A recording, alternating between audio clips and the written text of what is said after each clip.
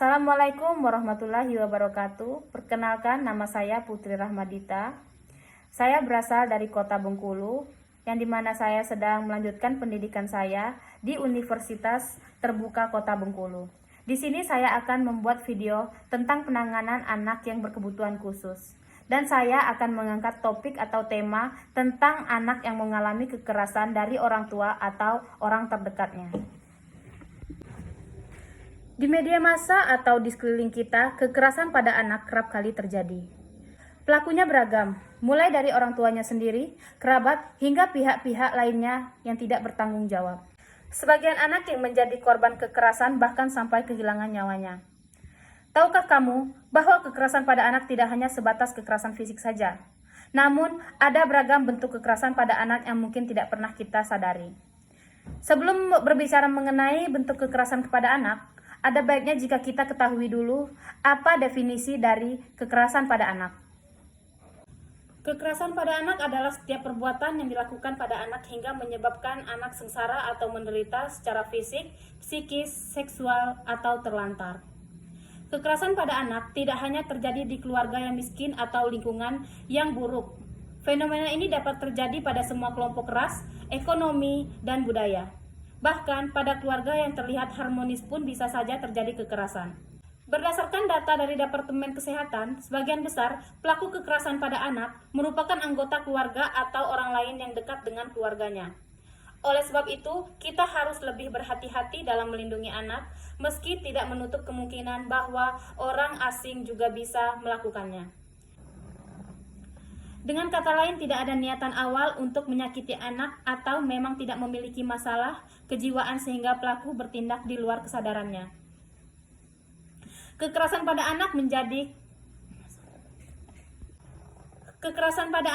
masalah yang cukup sulit untuk dihentikan. Di berita sehari-hari seringkali dijumpai kabar mengenai anak yang dipukuli, dirundung, dan sebagainya. Hal tersebut tentu sangatlah memprihatinkan. Adapun bentuk-bentuk kekerasan pada anak, yaitu sebagian orang mungkin menganggap bahwa kekerasan pada anak hanyalah seputar kekerasan fisik saja. Namun, itu hanyalah salah satu bentuk kekerasan pada anak. Bentuk-bentuk kekerasan pada anak yang perlu kita ketahui, yaitu ada kekerasan fisik. Yang dimana kekerasan fisik merupakan kekerasan yang terjadi ketika seseorang menyakiti tubuh anak atau membuat fisiknya dalam keadaan yang berbahaya. Anak yang mendapat kekerasan fisik dapat mengalami luka ringan, berat, hingga meninggal. Contoh bentuk kekerasan fisik yaitu memukul, melempar, mencekik, menyudutkan rokok pada anak, dan semacamnya. Dan ada juga kekerasan emosional. Tak hanya fisik yang dapat tersakiti, mental anak juga bisa terganggu ketika mendapat kekerasan emosional. Kekerasan emosional merupakan kekerasan yang terjadi ketika seseorang menyakiti mental anak hingga membahayakan perkembangan emosinya. Contoh bentuk kekerasan emosional yaitu membentak, meremehkan, menggertak, mempermalukan, mengancam, dan tidak menunjukkan kasih sayang. Dan ada juga kekerasan seksual.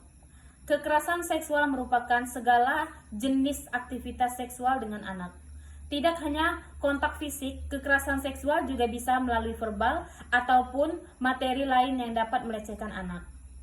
Contoh bentuk kekerasan seksual yaitu melakukan kontak seksual dengan anak, mulai dari berciuman ataupun melakukan hubungan seks.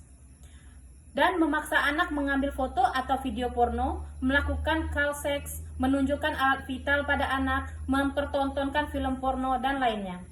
Ada juga penelantaran. Penelantaran merupakan salah satu bentuk kekerasan yang juga dapat terjadi pada anak. Ini terjadi ketika orang tua atau pengasuh tidak merawat atau melindungi anak sehingga anak menjadi terlantar. Tidak menyediakan kebutuhan dasar anak seperti makanan, pakaian, dan kesehatan juga merupakan bentuk penelantaran anak. Adapun efek kekerasan pada anak, dalam kebanyakan kasus, anak-anak yang mendapat kekerasan lebih menderita secara mental. Kekerasan pada anak tentu akan memberi efek pada diri mereka yang dapat berdampak buruk.